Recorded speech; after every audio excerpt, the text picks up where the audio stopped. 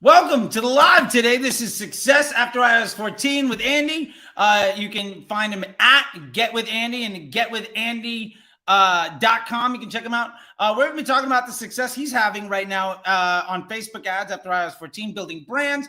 He also went through the Facebook ads MBA program. Please feel free to follow him, subscribe to this channel, hit like, comment with questions that you might have, and DM him if you want his help or have any questions for him, or hey, if you want to hire him to do some work for you. That's what this is all about, trying to help you all be successful. And hey, why not help other people be, successful too?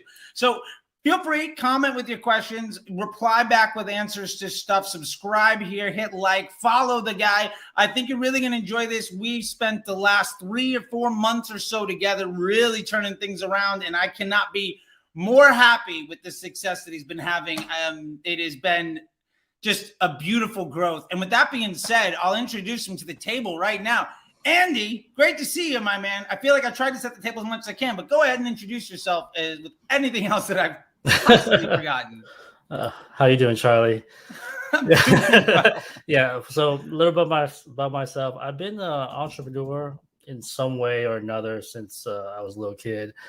Actually, how I got into it is I got scammed, and then I'm like, if one of these scams got me, it must be some kind of psychology behind it. So I dug into the rabbit hole, and so I was just working on all kinds of businesses over time, and that obviously leads into like advertising, funnel building, all kinds of stuff, and coming up with I was doing lots of marketing. And with Facebook ads, Google, all kinds of stuff, and then iOS hit, and I lost like 90% of my customers overnight. Yeah, just gone. Income went to like 200. So I started to pivot into e-commerce, got more into Facebook ads, and that's how I discovered. I joined all these like guru groups, experts, just started applying everything. And that's how I discovered you in the first place, right? And so I started following your stuff, and man, it was just the results I got from your free stuff online, just the tips here and there, got me like I'm cutting my hours from like 3 hours a day per client to maybe like 3 hours a week, just manage stuff. So I cut my time in half, and iOS was coming up. And I started getting nervous about that. And then again, a couple of your advice, it's just like, so I just started following how you're tracking, how you're optimizing. And then bam, iOS hit. None of my clients had an impact, maybe for like a month, there's a little shaky. Sure. Yeah. And then I was like, you know what? If you got me so much value compared to all the other groups and all these other, experts that I've bought into, why not join the program? So that's where I took that move. And 4 months later, man, I have more case studies than I can count at this point. And the best thing is I don't have like a niche. All my clients are like from like SaaS to like beauty brands to like, just they're very different. And the principles I learned from the MBA program it's almost like universal, because it's more like focused on business growth and stuff. So flash forward today, just the Facebook really isn't like an issue I deal with on a daily basis anymore. That makes sense. Yeah. No, I think that's great. It totally makes sense. And that's really, what we try to do. I'm curious, like, everybody kind of defines success a little bit differently, right? And I think that's fair. Everybody's version of that can absolutely look different. And, what does like the last 3 or 4 months look like for you? I think it's been rough around the board for some people, but I have a good idea of what that looks like, but I think it'd be great for people to hear from you what that success looks like. Yeah. So a lot of my clients have scaled more than ever before, even compared to like the previous year. Like I had an account where it took me just about the year to bring the CPA from like 60 down to like under 50. And then from December to now, it's at 30, just from applying some of the principles. And Okay, not only that, that's awesome. yeah. So, and then I'm like, whoa, okay. And then the CPMs dropped from 40, 50 to, I don't think I have an account that has CPM over 20 at this point. Yeah. Yeah, that's Yeah. great. I And love it. took on a couple new brands and apparel brands. I had one client ask me, I had one DM ask me, do you even see CPAs under like $10 anymore? Well, I just had a month of CPAs like $3 to $4 at a couple hundred to spend a day, like That's so yeah. fantastic. And these are just some of the case studies that I attribute, almost all to just chatting with you and yeah. So that's the last couple months. I love that, man. I mean, what I love there is, one, people in disbelief of like the fact that you could ever even do something like that. I also like that you're, generating really good results on what is, often considered relatively low spend for people. A couple $100 a day. Some folks are like, well, if you're not spending this, like none of this stuff will possibly work. Yeah. But it's like, I always tell people, if you're not spending a couple $1,000s a day, can you actually afford to do things poorly? And the answer to that is probably no. And you're doing things correctly, even at a couple $100s a day, and driving CPMs under $20, making sales for under $5. That is driving revenue on a consistent, projectable, scalable fashion. Like, how is that not awesome? I just, that's so great. I love hearing that. I think, one of the things that I remember from one of our calls is just the idea of like having that scalable solution and having that confidence to get there. And like, just hearing you talk about it, it's like the idea that you can't just sit in there and just crush it is almost foreign now. Like, I have full confidence. I could literally just hand you something on, I could hand you a dumpster fire and you'd be like, give me 30 days. It'll be fine. It's almost structured in a way where I have one brand I was working on, was a brand new company, never advertised online, and they don't even know what product to push first. You're like just zero data. And just from testing, it was almost inevitable that the CPA goes down, that we figure out the product fit. It's like mathematical certainty almost, Yeah. And I had another brand that scaled from it was just 200 a day. Now it's over 1,000 a day in spend, and that would have used to freak me out, like, how to do. But now it's just like, okay, I just got to do these things for the next step. It's like I love that. Like, that kind of scale is tremendous. I mean, at a completely other level, I've taken a brand from 200,000 a month to 30,000, 40,000 a day in the last 120 days. I mean, this is awesome. May. Yeah. Same. The point is 200 to 1,000 versus 200,000 to 1,000,000. Yeah. The point is, like, it happens. Like, that's totally possible regardless of your level of scale, because what we talk about a lot is, and I feel like what you communicated to me too about that confidence is just that system and process and mathematical. You used the term mathematical certainty. I love it. I say it's not an if question anymore. It's a when question, right? And if you know that, like, cool, I have to do this, that, and the other thing, we're going to be fine. A lot of times I hear people talk about things. I don't know if you've ever heard this. I make this reference every now and again, but like, they're the underpants gnomes from South Park. I don't know if you know what I'm talking about. I think so, yeah. All right, so step 1, steal underpants. Yeah, I remember them. Step 3, profit. There's no step 2. Yeah. And that's honestly like 90% of the marketers that I talk about. It's like, step 1, work really hard. Step 3, take credit for everybody's success. And it's like, there's not like, that's not a path. That's not a plan. Like, there's a reason why all of these groups and these, private Slack channels with agencies and, private Facebook groups that are premium and stuff, all these folks, like, they might be working really hard and they might get you success for a week or two, but that's not a scalable solution. And I think, if you had to describe maybe what you're doing now over the last 3 or 4 months, like, what do your accounts look like? What does that strategy look like? I think people would love to know, like, sure, you're one person that's been successful on brands from a couple hundred to more. what does it look like for you to you know, on the day-to-day, what your account structure looks like and what you're thinking about? Yeah, the account structures are really simple. It's not something, speaking of those groups, like I said, I've been through a couple of them, and I've tried.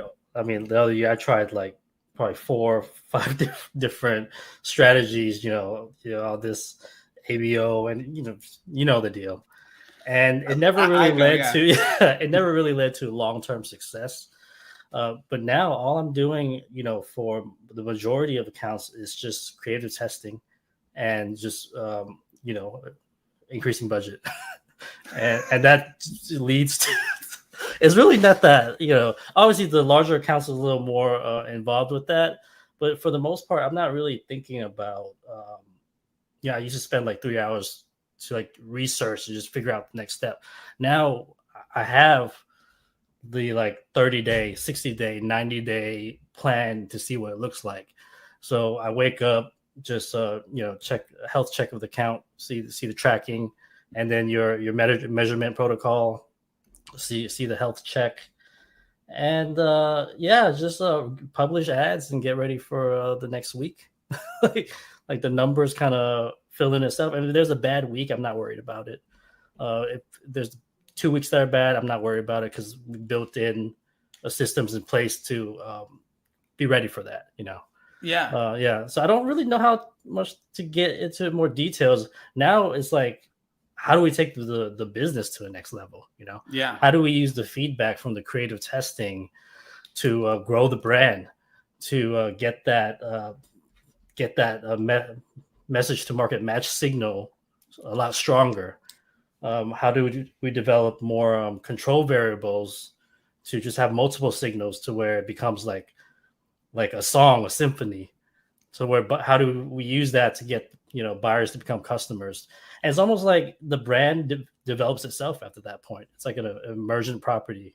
Yeah, of, all the creative testing that's happening. I love that. Yeah. I love that because it is totally about biz dev and planning and trying to make that stuff work. Because at the end of the day, I mean, in my experience at least, Facebook ads amplify an existing business model. And I see, basically the idea of an ad agency and the lie of attribution, as far as I'm concerned, is built around, well, we get credit for something. So then every report and every decision is ultimately predicated on how do we take more credit for more success.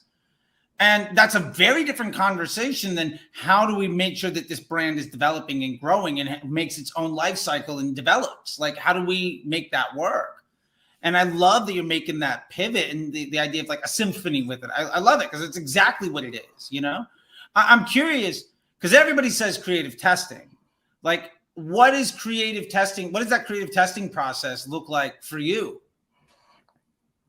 We usually take a look at the demographic data and try to split it into whatever angles we could find,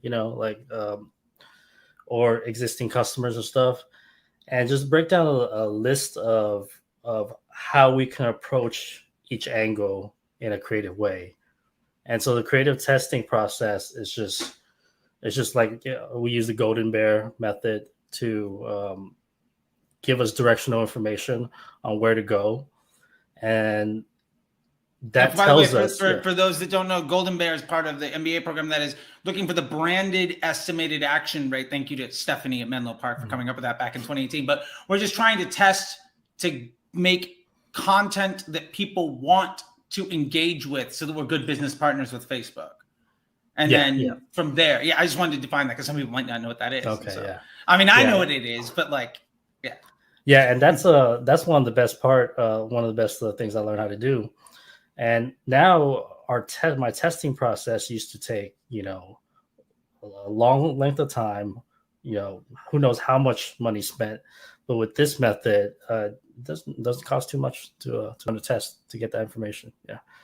Yeah, that market research is done for, relatively speaking, like pennies. And then, so let me try to run some of the stuff off. So you're doing you're validating your elements to be good partner with Facebook. And then you're running dynamic creatives at Broad. 100%. And then scaling budgets with the winning ads. Yep. And okay, cool. I just wanted to I feel like I know what that is, but everybody modifies. Yeah. It's I think most people are trying to do too much with their ad accounts in the first place. Like you don't need much if you're running good. If you're just running ads, people want to see. Like that's the core of it. You could try so many things, but at the end of the day, it's people are on their phones, and you just show them stuff they want to see, and that they can click through and also make a purchase off of. Yeah, I mean, I'll tell you this. One of the stat points sunk into my brain a few years ago at Menlo Park was the average person swipes the height of the Eiffel Tower on a daily basis. And like, this is my phone, and I've got like the big iPhone, right? Not that I'm a baller. I just want more space, right? Anybody can get an iPhone. It's not a status symbol. My point is, this is smaller than my face. I've been to the top of the Eiffel Tower. That is a whole ton of my face stacked on top of each other. Like the amount of time it would take you to do that. And you have to stop that scroll and make people want to engage. Like attention is earned. You know what I mean? Mm-hmm. I think I want to throw out this shout out to Barry Hot or at Bing Hot, if you want to check him out on Twitter. He posted it in a way that I want to give him absolute credit for. It's that every social ad is skippable. You don't have to watch any ads if you don't want to. So, like, you have to be able to make people want to engage. Otherwise, you're just spending a lot of money to piss people off. Mm-hmm. That's not a really good business model as far as, at least in my experience. Pissing everybody off and demanding money doesn't really work. That's how people do it, though. It is. So let me hear something about, like, I'm curious. You said about the MBA program, and I know that some people might be interested or curious about it. I'm really interested to know, like, where were you at when you found that, and what was that experience like for you going through the program, and now you're in the alumni, process of that program. What does that look like for you? I'm always curious to see what people have to say about it, and I think a lot of other folks are interested to be like, is this like what am I getting into potentially? Yeah, going into it, I came in with an open mind, and sometimes as a person trying to learn, just trying to be at the top of their game, you don't know what the next step is. Like, you don't know what the next level is. You don't know what you don't know. But I did have confidence just from following you and a couple of your lectures and stuff, and applied some of the work, and it worked. So I went into there thinking, like, I mean, it can't hurt, it can't hurt. And after the first lesson, I felt like it was worth it already. And the first lesson was the measurement mm-hmm. Stuff. Yeah.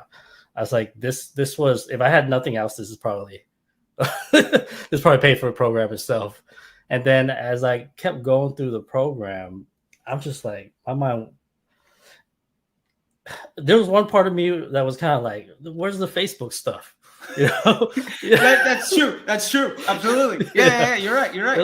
But then I realized by the end of the program, I'm like, none of that even matters. No, it doesn't. It doesn't at all. Matter. It's a complete waste of time. I'm able to produce all these results, and then just not even really. I'm not even thinking. The thing is, I'm not talking about Facebook too much because I'm not thinking about it as much anymore. I'm thinking about business growth, and that's a lot of conversations my clients and I are having. Like, where can we develop the LTV, AOV, all these other strategies? Because Facebook, by the end of the program, Facebook wasn't an issue anymore for me. Yeah. I love that you said that, and I talk to people about that all the time. Like, I've gotten feedback like, where's the Facebook stuff? Like you said, and I'm like, it doesn't matter. Like, wait a minute. Yeah. If somebody's telling you the key to running Facebook is something that having to do with an audience or a bidding model or attribution or some tracking, like, they fundamentally have missed the boat. Like, they're at best several years behind what you should be doing, because none of that matters.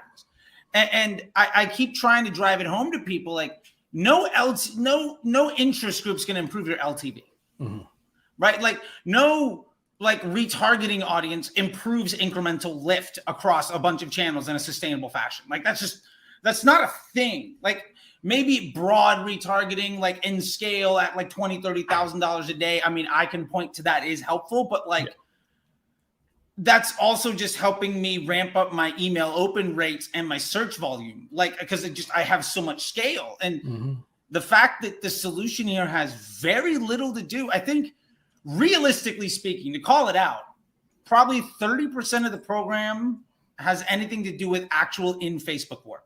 Yeah. And realistically, your time managing brands, I'm curious, what percentage of your time during the week are you actually in Facebook doing something? Yeah, probably probably once a week per account. Yeah, that's about right. Yeah. That's about right. Yeah. And, more than that just isn't necessary. Yeah. No, it's great. First month in, after learning how to measure right, track right, we had a client tracking the marketing mix, and we found that the $500 a day they were spending on Google wasn't adding any lift to the account whatsoever. So made that change and immediately saved the client like $400 a day and spend that day. That looked it good on attribution, but didn't grow the business. So I have one account that was running on like a 0.8 ROAS. That sounds horrible, but that was the move we needed to make. And it sounds good to me. Yeah, you're focusing on growing the business. Yeah. So it's like that measurement piece and the testing piece and the all the success, the management piece is combined in a way to where I was just blown away how you found all these pieces to work together. I will tell you, years of very enthusiastic conversations with people that were smarter and better and more experienced than I was. Because I went in there like as the incredibly egotistical dude that knew I was smarter than everybody else in the room, and all I had to do was day trade Facebook till the cows came home, like, and take as much credit for everything as possible. But when you leave an ad agency and you actually have to start growing businesses, and you realize that I had investment bankers turn down 9-figure exits because our Facebook data didn't mean anything. I had like 7 pages of a 120-page deck about return on ad spend and stuff. And it was literally just like they avoided it, the entire thing. It was almost a red flag that I went to them and said, well, we care about ROAS. Because nobody cares about ROAS other than a marketer. It just doesn't mean anything.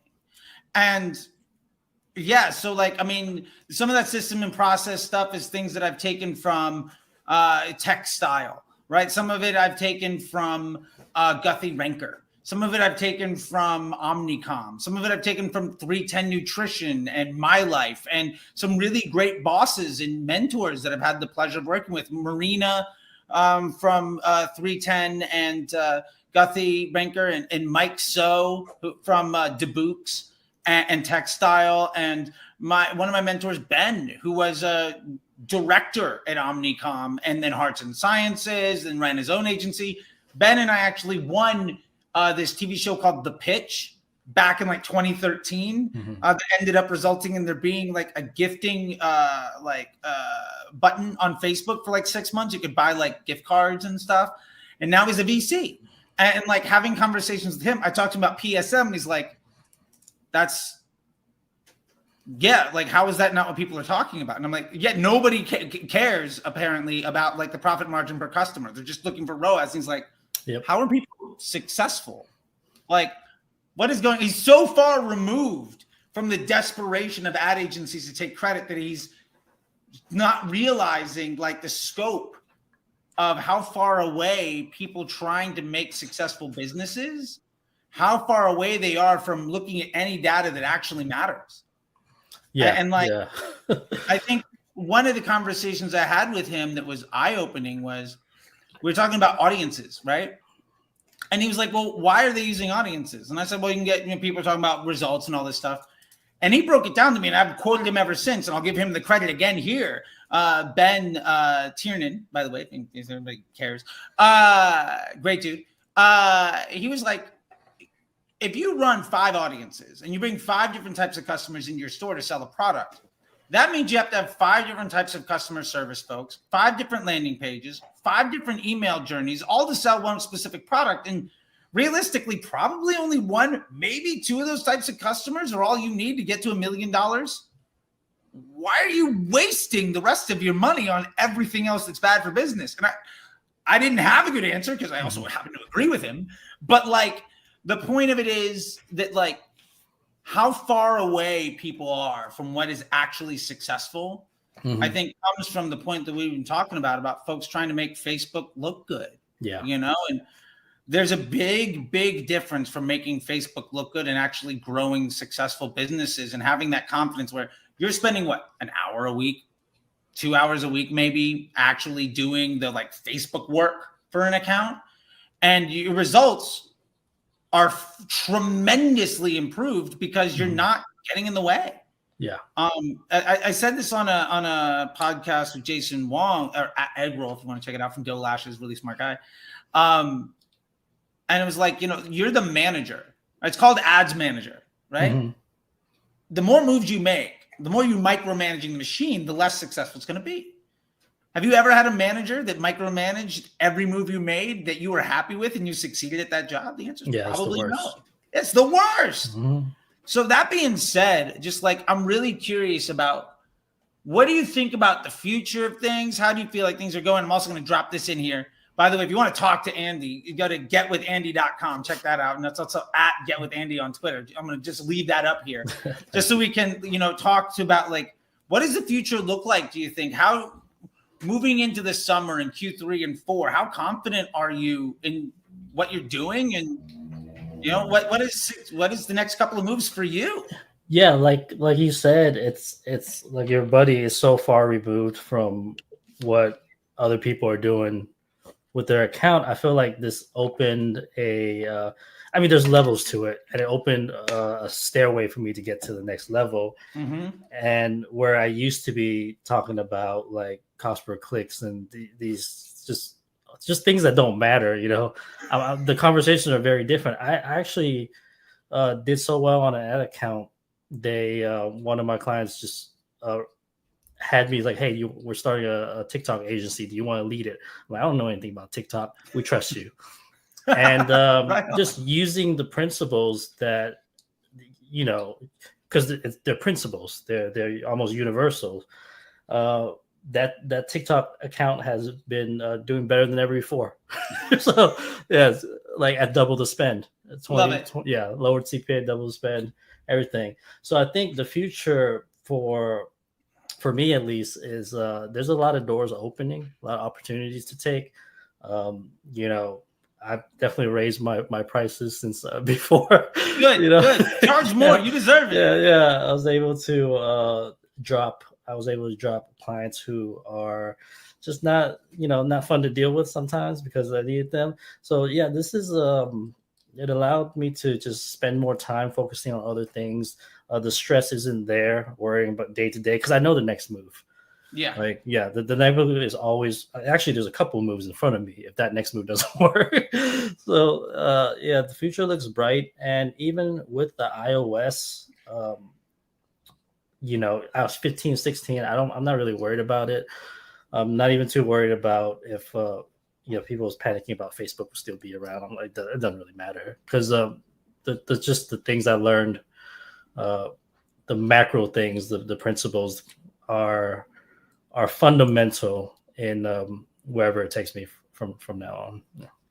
Yeah, I love that, man. I mean, I think, what I'm really getting out of all of that is, one, you've gone from, I remember our conversations early on about, you're like, I just need to learn how to make Facebook work. Like, you're trying to figure out like the levers and buttons and switches to hit behind the scenes, right? And how to be confident about what are those 18 things I got to line up? What are the 5 clicks I have to be spinning? And like, what are the magic words? And it's like, none of that matters. Mm-hmm. And really what I love hearing is just this, because you now understand fundamental marketing principles of, to be fair, scientific method, data, how optimized CPM environments work, measuring for incremental lift, time, and team management for profit. You got dropped into a platform that nobody really knows how to necessarily do things work. And just by applying bare bones, basic marketing principles, you were able to 2x performance of people trying really hard. And I think that is, I for more than anything, like that just makes me so happy and so proud, because that's what I think it's all about. Is, while, for instance, in this case, it's called the Facebook Ads MBA program, it's really a digital marketing and CMO development program. And you came, months ago in as trying to figure out how to make Facebook work. And now you legitimately could be the CMO of any business that's running digital marketing, and in part-time efforts, absolutely amplify anything that they're currently doing, because you have a system and a process for repeatable and scalable results and accountability and transparency. And you're not tied to silly things like audiences or attribution or modeling or bid models or whatever, any of this just shiny object syndrome stuff. And that makes me so happy, because I've been saying that for years, and it just, every time I see the light shine, we have a lot of one-on-ones in the program, and I think I said then too, every time we talk, we're just man, just another layer got pulled back and pulled back and pulled back. And by the end of it, we were just I don't know how much more we have to talk about. I think this is a lot of fun. Other stuff. That was great. It went from I just want to be able to be confident in what I'm doing to, I legitimately am now running I'm running a completely other channel for a completely different thing that didn't even exist when we started. And that's excellent, man. That's the kind of turnaround that. And it's great. It's great for the clients too, because now they're not only getting results on Facebook, we can see how the entire business operates. And it's as eye-opening for them and for ourselves. Yeah, man. Well, look, dude, I really appreciate it. I know that we've been chatting for a bit here. I just want to say thanks a lot. I really enjoyed the time, and I think I want to just end with one other thing, and then we'll plug some stuff. Just what is the experience now that you're done the program? Theoretically, you're done the one-on-one time. What is that experience like for you as an alumni of the program, and how you're using it, and what those relationships in the community is worth for you now, even though you've kind of gone through everything? I actually just had a text with Vinny in the program. Nice. And the relationships there, and actually learned a lot from a couple of people in the private Facebook group too, like Jared, his creative strategy. Actually, I created a whole thing for a client based on his one of his inputs, and that's been helping out a lot.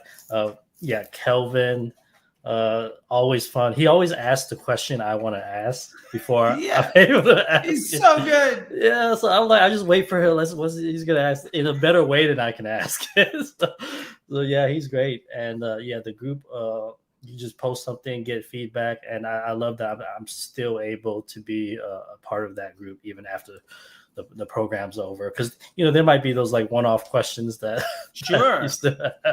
and the group's doubled in size since you initially joined, and that's awesome. Great. I mean, we're getting new people every week from all around the world. Literally in the last 7 days, we've had South Africa joined yesterday.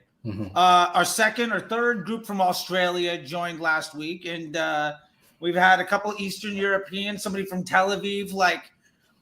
Americans are almost the minority in this group, and there's people literally all over the world making things happen. And that's the great part is they're figuring out strategies that maybe we never even thought of, and eventually everybody's gonna become an alumni and start solving these high level problems, and that'd be fun to look at. I gotta say, I had no idea when I started this program that this community would be I honestly think it's the most valuable part of the program. Like once you get through the disciplines, like once you get through the one-on-one time, we get you up through the system and process and understanding how Facebook works, all that stuff.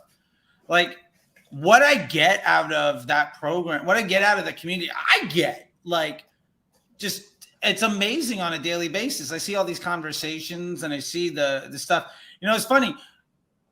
One of our program members had a clothing business and he joined last year and graduated and then had a full-on exit, like 100% after Black Friday, like massive personal check. And he's like, I don't know what to do now. I'm going to put something together. And one of the other people that joined ended up connecting with them because they're an apparel brand that's overseas. And it was like, oh, you have 3PL connections inside the United States. You want to break into the market. Like, that's amazing. Like, they probably profited on joining the program the day they signed that contract and saved $10,000, $15,000 a month. Like, that's fantastic. Stupid. Yeah, like, I couldn't possibly think of that. But anyway, I really appreciate it, man. I look forward to, every week we have the classes and, we get to see each other inside the group. But I really appreciate your time here. And I just want to say thanks. And I left up the talk with Andy at getwithandy.com, but check that out. And I'll leave the final word to you, man. If there's anything else that you want to promote or anything that you want to drop, your handles, whatever it is you possibly want to do, because I'm sure some people are like, well, I don't know if I want to do it. Can I just talk to Andy? It's like, well, that's how you talk to Andy. It's literally right there in the black and white. But anything you could have as the last word, man, I'd love to leave it to you. Yeah. If anybody's on the fence, I'd say the return on investment on this. And like I said, I'm someone who joined a lot of the other programs and spent money using all those different techniques and everything. This is just, I didn't know there were levels to it until I joined the program. So the return on investment is crazy. The stress level, time just worrying about managing or figuring out the next step. Like sometimes you just stay up at night or just Googling all day trying to figure out the next thing. I don't really have to do that anymore, with this. I'm considering opening up my own e-commerce brand, next, or I'm trying to get put in front of agencies that I didn't want to start yet, like just the opportunities and doors that opens up for this is crazy, whether you're doing stuff for your client or yourself. I don't think I haven't seen anything else out there like this, like the structure this way. I just want to give credit to you. I know I put out a lot of case studies and stuff just in this call, just a lot of results, but I'm attributing it. All that happened in these last 3 or 4 months. So there's got to be something to it, right? Yeah, probably. I love that, man. Thank you so much. That warms the cockles of my heart. I don't know where that comes from, but I'm going to use it. That's an awkward thing to say. Let's leave on that. Andy, I really appreciate it, man. I'm sure I'll see you again in some more chats and whatnot. If you guys want to talk to Andy, anybody, it is literally, once again, like right there. It is talk to Andy at getwithandy.com. It's also at getwithandy on Twitter or whatever else. Go talk to the guy. If you need some, if you're on the fence or you want some help with what you're doing, hey, Andy, you can probably help you be successful too. Why not? That's what we do here. We help people be successful. Less stress, more success. That's the whole thing. Love it. That being said, man, I once again, thank you so much. I really appreciate it. And Caden says, late, just missed it. Damn, don't worry. It's completely available to watch on replay whenever you want to. Go to the YouTube, go to Twitter, go to Facebook. It's all there. With that being said, man, I'll let you go. Thank you so much. And just so happy to see you successful, dude. That's what it's all Always about. great talking to you. See you, buddy. Bye.